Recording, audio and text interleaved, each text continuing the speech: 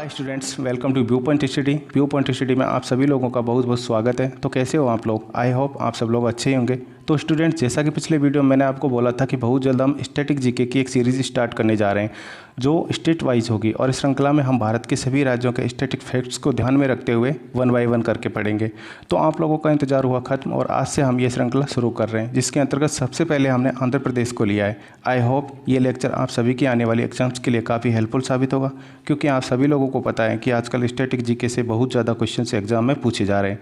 मैंने इस लेक्चर्स में पूरी कोशिश की है कि मैं जितने भी पॉसिबल क्वेश्चंस बन सकते हैं उन सभी को इस लेक्चर्स में लूँ। इसलिए स्टूडेंट्स, वीडियो को पूरा देखना, और वीडियो पसंद आए तो वीडियो को लाइक करना, और चैनल पर नए हो तो चैनल को ज़रूर सब्सक्राइब करना और बेल आइकन दबाना बिल्कुल भी मत भूलना, ताकि मेरी हर एक वीडियो का नोटिफिकेशन आपको सबसे पहले मिले। तो चलिए स्टार्ट करते हैं आज का ये लेक्चर। तो स्टूडेंट, सबसे पहले इसकी भौगोलिक स्थिति देख लेते हैं एक बार। आंध्र प्रदेश भारत के दक्षिणी पूर्वी तट पर स्थित एक राज्य है। जनसंख्या की दृष्टि से भारत का 8वां सबसे बड़ा और क्षेत्रफल के अनुसार देश का 4था सबसे बड़ा ये राज्य है। स्टूडेंट, सबसे बड़ा क्षेत्रफल की दृष्टि से सबसे बड़ा जो है वो है राजस्थान, और जनसंख्या की दृष्टि से सबसे अगर बात करें तो वो है यूपी। ठीक है स्टूडेंट, तो चलिए आगे बढ़ते हैं। तो स्टूडेंट्स, अब देखते हैं इससे लगने वाले राज्यों की सीमा को। तो वो हैं उड़ीसा, तेलंगाना, कर्नाटक, जो पांडुचेरी में है ये यानम, और तमिलनाडु। स्टूडेंट, छत्तीसगढ़ की सीमा अब इससे नहीं लगती, क्योंकि आंध्र प्रदेश के विभाजन के बाद तेलंगाना जो है आंध्र प्रदेश से अलग हो गया था। तो छत्तीसगढ़ की जो सीमा है वो अब आंध्र प्रदेश से लगती है। ओके स्टूडेंट्स, चलिए स्टूडेंट्स एक बार मैप में देख लेते हैं। तो उत्तर में जो सीमा लगती है वो लगती है तेलंगाना और उड़ीसा से, और पश्चिम में लगती है कर्नाटक से, साउथ में लगती है तमिलनाडु से, और पूर्व में लगती है बंगाल की खाड़ी। ओके स्टूडेंट्स, और जो अभी मैंने आपको बताया था कि छत्तीसगढ़ देखिए ये रहा। छत्तीसगढ़ की जो सीमा है अब लगती है ये तेलंगाना से। पहले ये पूरा आंध्र प्रदेश हुआ करता था, ये इतना यहाँ पे, तब लगती थी आंध्र प्रदेश से छत्तीसगढ़ की सीमा। तो अब अगर एग्जाम्स में ऐसा क्वेश्चन आता है कोई, तो आपको तेलंगाना उसका राइट जवाब देना है। चलिए आगे बढ़ते हैं। भारत के सभी राज्यों में सबसे लंबी जो समुद्र तट सीमा है वो गुजरात से लगती है। समुद्र तटीय सीमा जो है वो गुजरात वाली है, वो है 1600 किलोमीटर। और दूसरे नंबर पे हैं ये आंध्र प्रदेश की, जो कि 972 किलोमीटर है। तो गाइज ये बात ध्यान रखना, ओके, एग्जाम्स के लिए काफ़ी इंपॉर्टेंट है। चलिए नेक्स्ट देखते हैं। ऐतिहासिक रूप से आंध्र प्रदेश को भारत का धान का कटोरा कहा जाता है। यहाँ की फसल का 77% से ज़्यादा चावल होता है। ओके स्टूडेंट्स, काफ़ी मोस्ट इम्पोर्टेंट्स है एग्ज़ाम के लिए, तो ध्यान रखना कि आंध्र प्रदेश को भारत का धान का कटोरा कहा जाता है। चलिए आगे बढ़ते हैं। अब बात करते हैं इसकी स्थापना की। तो आंध्र राज्य से आंध्र प्रदेश का गठन 1 नवंबर 1956 को किया गया था। उसके बाद फरवरी 2014 में भारतीय संसद ने अलग से तेलंगाना राज्य की स्थापना को मंजूरी दे दी। तेलंगाना राज्य में 10 जिले तथा शेष आंध्र प्रदेश में 13 जिले होंगे। ओके स्टूडेंट्स, क्योंकि तेलंगाना को पृथक राज्य का दर्जा दिलाने के लिए वहाँ पे जय तेलंगाना आंदोलन शुरू किया गया था। 2 जून 2014 नए राज्य के रूप में तेलंगाना का जन्म हुआ, और चंद्रशेखर राव राज्य के पहले प्रधानमंत्री यहाँ पे प्रधानमंत्री है, इसको काट के आप मुख्यमंत्री कर लेना। ओके स्टूडेंट्स, तो इस प्रकार चंद्रशेखर राव जो हैं उन्होंने तेलंगाना के पहले मुख्यमंत्री के रूप में शपथ ली। 2 जून 2014 को तेलंगाना राज्य बनने के समय आंध्र प्रदेश पुनर्गठन कानून में यह प्रावधान किया गया था कि हैदराबाद अगले 10 साल तक आंध्र प्रदेश और तेलंगाना दोनों ही राज्यों की संयुक्त राजधानी रहेगा। क्योंकि स्टूडेंट्स, हैदराबाद जो है संयुक्त आंध्र प्रदेश की राजधानी था। तो जब आंध्र प्रदेश और तेलंगाना का विभाजन हुआ तो जो हैदराबाद है वो तेलंगाना में चला गया। तो संकट आ गया कि आंध्र प्रदेश की राजधानी अब किसे बनाएं। तो उसी टाइम ये एग्रीमेंट किया गया था कि हैदराबाद को जब तक आंध्र प्रदेश की अलग से या पृथक राजधानी नहीं बनाई जाती तब तक तो उसको समय को फिक्स कर दिया गया था उस समझौते के तहत। ठीक है, तो 10 साल करता है कि 10 साल तक हैदराबाद जो है आंध्र प्रदेश और तेलंगाना दोनों की राजधानी रहेगी। ठीक है स्टूडेंट्स, उसके बाद आया 3 कैपिटल प्लान। आंध्र प्रदेश में 3 राजधानियां बनाने की योजना को आकार देने संबंधी आंध्र प्रदेश विकेंद्रीकरण एवं सभी क्षेत्रों के समावेशी विकास विधेयक 2020 पारित किया गया। इसमें विशाखापत्तनम को कार्यकारी राजधानी, अमरावती को विधायी राजधानी और कुर्नूल को न्यायिक राजधानी बनाए जाने का प्रस्ताव है। बाद में आंध्र प्रदेश ने एक नया कानून पारित कर दिया, जिसके तहत वो आंध्र प्रदेश ने 3 राजधानियां बनाई जो कि अलग अलग थी वो कैसी थी, एक बार देख लेते हैं। जो विधि थी यानी कि जो कार्यकारी थी, ठीक है, एग्जीक्यूटिव कैपिटल विशाखापत्तनम को बनाया गया और अमरावती को यहाँ पे विधायी राजधानी बनाया गया और कुर्नूल को यहाँ पे जुडिशियल कैपिटल यानी जुडिशियल राजधानी बनाया गया। ओके स्टूडेंट्स, इस प्रकार आंध्र प्रदेश भारत का 3 राजधानियों वाला पहला राज्य बन गया। और ये जो है अमरावती, ये विजयवाड़ा और गुंटूर के बीच में पड़ता है, ठीक है। ये पहले सातवाहनों की राजधानी हुआ करता था। तो चलिए स्टूडेंट्स आगे बढ़ते हैं। 1 अक्टूबर दिन इतिहास में आंध्र प्रदेश की राजधानी दिवस के तौर पर दर्ज है। 1 अक्टूबर 1953 को आंध्र प्रदेश भाषाई आधार पर गठित होने वाला देश का पहला राज्य बन गया था। यानी कि भाषाई आधार पर गठित होने वाला देश का पहला राज्य कौन सा बना, वो है आंध्र प्रदेश, जो कि 1 अक्टूबर 1953 को बना था। चलिए आगे बढ़ते हैं। अब देखें इसके गवर्नमेंट सिस्टम को। तो यहाँ के राज्यपाल हैं विश्वभूषण हरिचंदन, यहाँ पे मुख्यमंत्री है जगन मोहन रेड्डी जो कि कांग्रेस के हैं। और गाइस यहाँ पे द्विसदनीय जो शासन प्रणाली है वो है द्विसदनीय। जो द्विसदनीय, एक तो बाईकैमरल और एक होती है यूनिकैमरल, नहीं एक द्विसदनीय और एक सदनीय। तो आंध्र प्रदेश में द्विसदनीय है। द्विसदन में होता क्या है कि विधान परिषद और विधानसभा दोनों ही होते हैं, और जो यूनिकैमरल होती है यानी एक सदनीय, उसमें सिर्फ विधानसभा होती है। तो यहाँ पे विधान परिषद की सीटें जो है 58 है और विधानसभा की 176 है। अगर बात करें हम राज्यसभा सीटों की तो वो है 11, लोकसभा सीटों की बात करें तो वो है 25। ओके, अब बात करते हैं आंध्र प्रदेश के हाई कोर्ट की। तो तेलंगाना राज्य 2 जून 2014 को आंध्र प्रदेश से अलग हुआ, जिस कारण राज्य का पुराना जो हाई कोर्ट था यानी उच्च न्यायालय था, राजधानी हैदराबाद के साथ तेलंगाना राज्य के हिस्से में चला गया। जून 2014 से जनवरी 2019 तक आंध्र प्रदेश और तेलंगाना दोनों ही राज्यों का उच्च न्यायालय हैदराबाद में था। भारत की केंद्र सरकार ने 1 जनवरी 2019 से आंध्र प्रदेश राज्य के लिए एक उच्च न्यायालय के गठन को अधिसूचित किया, जो देश का 25वां उच्च न्यायालय होगा। ओके स्टूडेंट्स, आंध्र प्रदेश उच्च न्यायालय भारतीय राज्य आंध्र प्रदेश का न्यायालय है। यह न्यायालय आंध्र प्रदेश की राजधानी अमरावती में है। न्यायालय के प्रथम मुख्य न्यायाधीश जस्टिस JK माहेश्वरी, जबकि छागरी प्रवीण कुमार कार्यवाहक मुख्य न्यायाधीश हैं। ठीक है, इस राज्य में 2 प्रमुख नदियां गोदावरी और कृष्णा बहती हैं। अगर स्टूडेंट्स हम बात करें गोदावरी की, तो भारत की प्रमुख नदियों में प्रसिद्ध माने जाने वाली गोदावरी की उत्पत्ति पश्चिमी घाट पर्वत श्रेणी के त्रिम्बक पर्वत से हुई। यह नदी महाराष्ट्र, तेलंगाना और आंध्र प्रदेश से निकलकर राजमुंद्री सेज के पास बंगाल की खाड़ी में जाकर मिल जाती है। विद्वानों के अनुसार इस नदी का नाम तेलुगु भाषा के गोद शब्द से पड़ा है, जिसका मतलब है मर्यादा होता है। गोदावरी नदी के तट पर ही नासिक, ऋषिकेश्वर, पैठड़ जिसे प्रसिद्ध तीर्थ स्थल है। गोदावरी को दक्षिण गंगा भी कहा जाता है, ये बात आपको बिल्कुल ज़्यादा ध्यान रखनी है।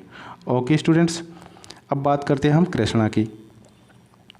तो कृष्णा महाराष्ट्र के महाबलेश्वर पर्वत से निकलने वाली कृष्णा नदी को दक्षिणी भारत की एक महत्वपूर्ण नदी माना जाता है। महाराष्ट्र से निकलकर कर्नाटक और आंध्र प्रदेश होते हुए बंगाल की खाड़ी में जाकर मिल जाती है, यानी दोनों की दोनों नदियां हैं जो बंगाल की खाड़ी में गिरती हैं, कृष्णा और गोदावरी। कृष्णा की लंबाई 1400 किलोमीटर है। कृष्णा को सहायक नदियाँ तुंगभद्रा, घाटप्रभा, मूसी और भीमा है। इस नदी में आंध्र प्रदेश समेत देश के कई राज्यों को सिंचाई समेत कई तरह के लाभ मिल रहे हैं। और स्टूडेंट्स ध्यान रखना, गोदावरी और कृष्णा के अलावा आंध्र प्रदेश में एक और भी प्रमुख नदी है, वो है तुंगभद्रा, जो विजयनगर जो है तुंगभद्रा नदी के किनारे पर ही बसा हुआ है। ओके स्टूडेंट, चलिए आगे बढ़ते हैं। अब देखते हैं आंध्र प्रदेश के प्रमुख राष्ट्रीय उद्यान। तो आंध्र प्रदेश के प्रमुख राष्ट्रीय उद्यान हैं इंदिरा गांधी प्राणी विज्ञान पार्क, राजीव गांधी यानी Rameswaram national park, Papikonda national park, Sri Venkateswara national park, Nagarjuna Sagar, Srisailam national park. इसको श्रीशैलम नेशनल पार्क भी कहते हैं। ये भारत का सबसे बड़ा टाइगर प्रोजेक्ट है। ये बात आपको बहुत ही ज़्यादा इंपॉर्टेंट ध्यान रखनी है। ओके स्टूडेंट्स, पुलिकट झील सेंचुरी वो भी यहाँ पे ही है, और ये जो पुलिकट झील है ये भी यहाँ पे ही है। ओके स्टूडेंट्स, आप देखते हैं वाइल्ड लाइफ सेंचुरी कौन कौन से देखते हैं। कोरिंगा वन्यजीव अभ्यारण्य, कंबलकोंडा वन्यजीव अभ्यारण्य, रोलपाड़ू वन्यजीव अभ्यारण्य, श्री वेंकटेश्वर वन्यजीव अभ्यारण्य, नागा अर्जुन सागर श्रीशैलम जिसका नाम है, कृष्णा वन्यजीव अभ्यारण्य, कोडिन्य वन्यजीव अभ्यारण्य और रायला हाथी रिजर्व, गुंडला ब्रह्मेश्वर वन्यजीव अभ्यारण्य। स्टूडेंट्स, अगर मैं आपको इम्पोर्टेंट की कहूँ तो ये जो है ना कृष्णा वन्यजीव अभ्यारण्य, ये कई बार एग्जाम में पूछा गया है, तो इसको आप ध्यान रखना, क्योंकि कृष्णा वन्यजीव अभयारण्य आंध्र प्रदेश में है। यह आंध्र प्रदेश के जलीय सदाबहार क्षेत्र में, यहाँ जो है किंगफिशर पक्षी की अनेक प्रजातियाँ पाई जाती है, इसलिए ये काफ़ी इंपॉर्टेंट हो जाता है। चलिए आगे बढ़ते हैं। अब बात करते हैं यहाँ के लोक नृत्य की। आंध्र प्रदेश अपनी लोक संस्कृति से समृद्ध माना जाता है। इसकी लोक संस्कृति में विभिन्न लोक नृत्य शामिल हैं, जैसे कि गोबी नृत्य है यहाँ पे, बाथा कम्मा नृत्य, धमाल नृत्य, मथुरी नृत्य, डांडरिया नृत्य, विराटानम और ये क्या है बुट्टा बोमलू आदि सी। यहाँ का सबसे जो फेमस नृत्य है वो है कुचिपुड़ी। ओके स्टूडेंट, राज्य का सर्वाधिक प्रसिद्ध शास्त्रीय नृत्य है ये एक। तो कुचिपुड़ी कैसा नृत्य है? यह है एक शास्त्रीय नृत्य। यह भारत की प्रसिद्ध नृत्य शैली है। यह पूरे दक्षिण भारत में प्रसिद्ध है। इस नृत्य का नाम कृष्णा जिले के दीवी तालुक में स्थित कुचिपुड़ी गांव के ऊपर पड़ा, जहां के रहने वाले ब्राह्मण इस पारंपरिक नृत्य के अभ्यास करते थे। परंपरा के अनुसार कुचिपुड़ी नृत्य जो है मूलतः केवल पुरुषों द्वारा किया जाता है, तो ये बात भी आप ध्यान रखना। ओके, और वह भी केवल ब्राह्मण समुदाय के पुरुषों द्वारा। यह ब्राह्मण परिवार कुचिपुड़ी के भागवत थालू कहलाते थे। क्या कहलाते थे? भागवत थालू। चलिए आगे बढ़ते हैं। आंध्र प्रदेश राज्य में त्योहारों का स्वागत बहुत ही धूमधाम से किया जाता है। आंध्र प्रदेश के प्रमुख त्योहारों से मकर संक्रांति, महाशिवरात्रि, उगादि ये सबसे ज़्यादा मोस्ट है, इसको याद रखना। तेलुगु नया वर्ष व श्री राम नवमी, वारालक्ष्मी व्रतम, विनायक चौथी, दशहरा, दीपावली आदि शामिल है। ओके स्टूडेंट्स, तो अब बात करते हैं हम उगादि, क्योंकि एग्ज़ाम की दृष्टि से यह काफ़ी महत्वपूर्ण बन जाता है। दक्षिणी भारत के कर्नाटक, आंध्र प्रदेश, तेलंगाना यानी कि तीनों राज्यों में, जैसे राज्यों में चैत्र माह के दिन उगादि नाम का त्यौहार मनाया जाता है। इसे नववर्ष के आने की खुशी में, यानी कि नववर्ष के आने की खुशी में मनाया जाता है। उगादि के पूर्व को, ये उगादि है ना, इसको कहीं कहीं पे युगादि भी लिखा जाता है, युगादि। ओके, तो आप ध्यान रखना। उगादि के पर्व को लेकर कई सारी मान्यताएं प्रचलित है। ऐसी ही एक मान्यता के अनुसार जब शिव जी ने ब्रह्मा जी को श्राप दिया था कि कहा भी उनकी पूजा नहीं की जाएगी, यानी कि कहीं पे भी उनकी पूजा नहीं की जाएगी, ये श्राप दे दिया था। लेकिन आंध्र प्रदेश में उगादि अवसर पर ब्रह्मा जी की पूजा की जाती है। ऐसा इसलिए क्योंकि ऐसी मान्यता है कि इसी दिन ब्रह्मा जी ब्रह्मांड की रचना शुरू की थी। ओके स्टूडेंट्स, चलिए आगे बढ़ते हैं। अब बात करते हैं हम पोंगल की, जो कि एक बहुत ही फेमस त्यौहार है। ओके, पोंगल तमिल हिंदुओं का एक प्रमुख त्यौहार है। इस साल 2020 में यह 15 जनवरी को मनाया गया। इसकी तुलना नववान से की जाती है, जो कि फसल की कटाई का उत्सव होता है। पोंगल का त्यौहार तमिलनाडु और आंध्र प्रदेश में पूरे उत्साह, यानी कि तमिलनाडु में भी ये पूरे उत्साह से मनाया जाता है। ओके, 4 दिनों तक यह मनाया जाता है। पहले दिन को भोगी पोंगल कहते हैं, दूसरे दिन को सूर्य पोंगल, तीसरे दिन को मट्टू पोंगल और चौथे दिन को कन्नम पोंगल कहते हैं। पोंगल के हर दिन लोग अलग अलग परंपराओं और रीति रिवाजों का पालन किया जाता है। तो स्टूडेंट्स, अब बात करते हैं हम आंध्र प्रदेश के प्रमुख मंदिरों की। तो सबसे पहले लेते हैं हम कनक दुर्गा मंदिर। तो ये जो आप फोटो में देख रहे हो, ये है कनक दुर्गा मंदिर। आंध्र प्रदेश के विजयवाड़ा शहर में एक बहुत ही खूबसूरत पहाड़ी है, इंद्री की लाद्री। इस पहाड़ी के साथ बहती है पवित्र कृष्णा नदी, और इस नदी के तट पर बना है माँ दुर्गा का कनका दुर्गा मंदिर। ओके, नवरात्रि में यहाँ विशेष पूजा होती है। लोगों को देवी दुर्गा के इस मंदिर में काफ़ी विश्वास है। बड़ी मात्रा में यहाँ भक्तों का जमावड़ा होता रहता है। दशहरा के दिन यहाँ विशाल उत्सव होता है, और इस दिन तीर्थयात्री कृष्णा नदी में पवित्र डुबकी लगाते हैं। ओके स्टूडेंट्स, अब देखते हैं तिरुपति मंदिर, जो कि बहुत ही ज़्यादा फेमस है साउथ में, तिरुपति वेंकटेश्वर मंदिर। ओके, तो ये फोटो में देख रहे हैं, ये है तिरुपति वेंकटेश्वर मंदिर। ओके, आंध्र प्रदेश के चित्तूर जिले में है ये। तिरुपति एक पवित्र स्थान है। इस स्थान को भगवान वेंकटेश्वर का निवास माना जाता है। तिरुपति प्रसिद्ध धार्मिक स्थलों में से एक है। कहते हैं कि भगवान वेंकटेश्वर की यहाँ असीम कृपा है, इसलिए ये जगह दुनिया की सबसे प्रसिद्ध जगह है। तिरुपति में बना तिरुपति वेंकटेश्वर मंदिर भगवान कृष्ण को समर्पित 108 दिव्य देशम में से भी एक है। हर साल यहाँ ब्रह्मोत्सव का आयोजन किया जाता है, जिसमें तकरीबन 5 लाख से भी ज़्यादा भक्त हिस्सा लेते हैं। अब देखते हैं कोंदरदर्मा मंदिर। तो ये फोटो में है, ये कोंदरदर्मा मंदिर है। मर्यादा पुरुषोत्तम भगवान श्री राम को समर्पित आंध्र प्रदेश के कडप्पा जिले में बना कोंदरदर्मा मंदिर विश्व प्रसिद्ध है। कडप्पा के वोंती मीता में बने इस मंदिर को 16वीं शताब्दी में बनवाया गया था। यह मंदिर हर दृष्टिकोण से काफ़ी अनुपम है, और इसका आकार काफ़ी बड़ा है। ये श्री राम मंदिरों में से एक है। ओके स्टूडेंट्स, स्टूडेंट्स, आप जितने भी मंदिर यहाँ पे देख रहे हो, ये सब मंदिर जो हैं द्रविड़ शैली में बने हुए हैं। द्रविड़ शैली के मंदिर जो हैं एक अजीब ही ऐसे ऐसे होते हैं। देखो मतलब एक ट्रिंगल की साइज़ में ये होते हैं। ओके, तो ये है मल्लिकार्जुन स्वामी मंदिर। तो मल्लिकार्जुन स्वामी मंदिर आंध्र प्रदेश के कुर्नूल जिले के श्रीशैलम की नल्ला मल्ला पहाड़ियों पर बना है। भगवान शिव को समर्पित मल्लिकार्जुन स्वामी मंदिर इस विशाल पहाड़ियों को भगवान का निवास स्थान माना जाता है।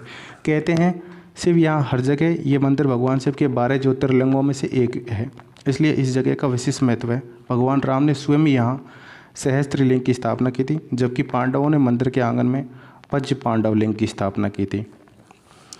स्टूडेंट्स, आंध्र प्रदेश में जो अधिकतर मंदिर हैं वो भगवान शिव को समर्पित हैं, यानी भगवान शिव की यहाँ पे ज़्यादातर पूजा की जाती है। ओके, चलिए आगे बढ़ते हैं। अब देखते हैं विश्व प्रसिद्ध लेपाक्षी मंदिर। ये बहुत ज़्यादा मोस्ट है एग्ज़ाम्स के लिए, काफ़ी बार एग्ज़ाम में ये पूछ लिया जाता है।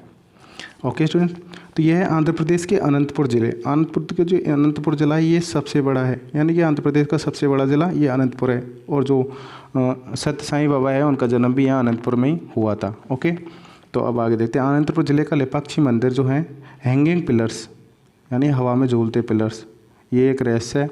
ठीक है, यहाँ इसके जो पिलर्स हैं कम से कम इसमें 70 पिलर्स हैं, वो हवा में झूल रखे हैं और उनका रहस्य आज तक किसी को भी नहीं मिला। ठीक है, देखते हैं आगे। के लिए पूरी दुनिया में मशहूर है।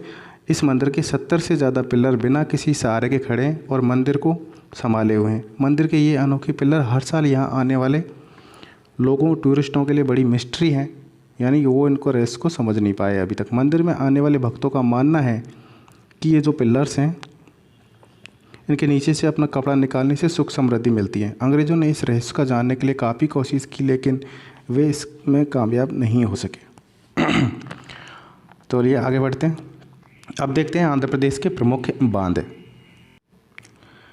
तो वह है निजाम सागर बांध जो कि मंजरी नदी पे है, सोमाशिला बांध जो कि पेन्नार नदी पे है, और ये कौन सा है, प्रकाशम बैराज, ये है कृष्णा नदी पे, और श्रीशैलम बांध ये है कृष्णा नदी पे, काफ़ी मोस्ट है। रामागुंडम बांध ये है गोदावरी नदी पे, और श्री राम सागर जलाशय ये है गोदावरी नदी पे। और गाइज कन्फ्यूजन के लिए मैं आपको बता दूं, एक और है नागार्जुन सागर बांध। नागार्जुन सागर बांध ये आंध्र प्रदेश में ही पड़ता था पहले, काफ़ी बार एग्जाम में आया, लेकिन अब ये तेलंगाना में गया। ठीक है, तो ये बात ध्यान रखना। चलिए आगे बढ़ते हैं। तो अब कुछ महत्वपूर्ण तथ्य स्टूडेंट्स वो देख लेते हैं। आंध्र प्रदेश की जो सबसे सर्वोच्च चोटी है वो है महेंद्रगिरी। बिजली परियोजना यहाँ पे कौन कौन से वो देखते हैं, नागार्जुन सागर बिजली परियोजना और नीलव संजीव रेड्डी सागर बिजली परियोजना। अब आप एक नाम देख रहे होंगे यहाँ पे, नीलव संजीव रेड्डी, ये कौन है, तो ये आंध्र प्रदेश की पहली मुख्यमंत्री हैं। ओके, तो ये बात आप याद रखना। विजयनगर तुंगभद्रा नदी के किनारे पर स्थित है, ये मैंने आपको वीडियो के शुरू में बताया था। विजयनगर साम्राज्य 1336 से 1646 तक मध्यकालीन दक्षिणी भारत का एक साम्राज्य था। इसके राजाओं ने 310 वर्ष राज किया यहाँ पे। इसका वास्तविक नाम कर्नाटक साम्राज्य था। इसकी स्थापना हरिहर और बुक्का राय नामक 2 भाइयों ने की थी। पुर्तगाली इसे बिस नाम के राज्य नाम से जानते थे। इस राज्य की 1565 में भारी पराजय हुई और राजधानी विजयनगर को जला दिया गया। इसके पश्चात क्षीण रूप से यह 80 वर्ष चला। राजधानी विजयनगर के अवशेष आधुनिक कर्नाटक राज्य में हम्पी शहर के निकट पाए गए हैं और ये एक विश्व विरासत स्थल है। पुरातात्विक खोज से इस साम्राज्य की शक्ति तथा धन संपदा का पता चलता है। चलिए आगे बढ़ते हैं। पर्यटन स्थल यहाँ पे कौन कौन से वो देख लेते हैं एक बार। तो यहाँ पे चार मीनार, सालारजंग संग्रहालय, गोलकुंडा किला यानी गोलकुंडा फोर्ट काफ़ी फेमस है, आपने नाम सुना ही होगा। मल्लिकार्जुन स्वामी मंदिर यहाँ पे हैं, और जो यहाँ पे सबसे इम्पोर्टेंट है वो है यहाँ पे हुसैन सागर झील। अब मैं आपको बताऊँगा कि हुसैन सागर झील क्या है। ओके स्टूडेंट्स, तो आप जो ये नीचे फ़ोटो में देख रहे हो ये है हुसैन सागर झील। तो सबसे मैं आपको बता दूँ कि ये है हैदराबाद में, और जब से आंध्र प्रदेश और तेलंगाना अलग हुए हैं तो हैदराबाद तेलंगाना में चला गया। ये मैंने आपको वीडियो के शुरू में बताया था। तो हुसैन सागर झील भी तेलंगाना में चली गई, क्योंकि अब जब ये हैदराबाद में है और हैदराबाद तेलंगाना में गया तो हुसैन सागर झील भी तेलंगाना में चली गई। तो अब जब भी एग्जाम्स में क्वेश्चन आए कि हुसैन सागर झील कहाँ है, तो आप आंध्र प्रदेश उसका राइट आंसर नहीं होके अब उसका राइट आंसर हो जाएगा तेलंगाना। तो ये बात आपको विशेष ध्यान रखनी है। सन 1563 में इब्राहिम कुली कुतुब शाह ने इसका निर्माण करवाया था, हुसैन सागर झील का। ओके, दिलनुमा आकार की ये झील है। यानी कि दिलनुमा आकार की झील है। ये फ़ोटो में दिखाई नहीं दे रही, लेकिन आप वहाँ एक्चुअली में जाकर देखोगे तो ये दिलनुमा आकार की झील है। ओके, ये 5.7 एकड़ में फैली हुई है और इसमें जो पानी आता है इस झील में वो आता है मूसी नदी का। ओके स्टूडेंट्स, तो वो आता है मूसी नदी का। वैसे यहाँ झील के बीचों बीच जिब्राल्टर रॉक पर गौतम बुद्ध की एक बेहद भव्य प्रतिमा स्थापित है, जो आपको इस फोटो में दिखाई दे रही होगी। ये गौतम बुद्ध की एक प्रतिमा है जो काफ़ी अच्छी लगती है जब सामने से इसको देखते हैं तो।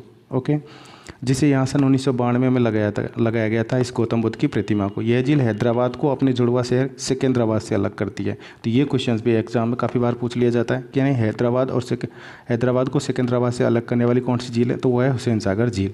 ओके स्टूडेंट्स, तो स्टूडेंट्स आप देखते हैं यहाँ पे प्रमुख संस्थान जो कौन कौन से हैं। वो है डीएनए फिंगरप्रिंटिंग संस्थान, यानी डीएनए फिंगरप्रिंटिंग और निदान केंद्र, केंद्रीय शुष्क भूमि अनुसंधान केंद्र डीआरडीओ यहाँ पे ही है, भारतीय सांख्यिकी संस्थान यहीं पे है, और हिंद महासागर अध्ययन केंद्र भी आंध्र प्रदेश में ही हैं।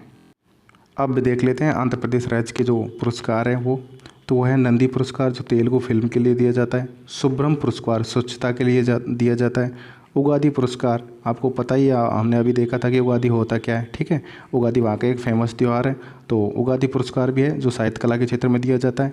उसके बाद हमसा पुरस्कार है, ये साहित्य संगीत के क्षेत्र में दिया जाता है। तो स्टूडेंट्स अब बात करते हैं विशाखापत्तनम बंदरगाह की। फ़ोटो में आप ये जो देख रहे हो ये है विशाखापत्तनम बंदरगाह, तो देश का सबसे गहरा बंदरगाह है ये। ओके, इसका पोताश्रय प्राकृतिक है। 1933 में ये बंदरगाह व्यापार के लिए खोल दिया गया था। विशाखापत्तनम बंदरगाह में 170 मीटर लंबे जहाज ठहर सकते हैं, ये इसकी क्षमता है। यह व्यापार देश का चौथा सबसे बड़ा बंदरगाह है। तो स्टूडेंट्स आज का ये लेक्चर यहीं पे ख़त्म होता है। आपको ये लेक्चर कैसा लगा प्लीज़ कमेंट बॉक्स में कमेंट करके बताना, और अगर आपको वीडियो पसंद आया तो वीडियो को लाइक करना, और स्टूडेंट चैनल पे नए हो तो चैनल को ज़रूर सब्सक्राइब करना, और जो बेल आइकन वाला बटन है उसको ज़रूर दबा देना ताकि मेरे हर एक वीडियो का नोटिफिकेशन आपको समय पे मिल सके। तो स्टूडेंट्स अब हमारा अगला पार्ट होगा वो होगा तेलंगाना, और नेक्स्ट पार्ट हम तेलंगाना के बारे में विस्तृत जानकारी देखेंगे। और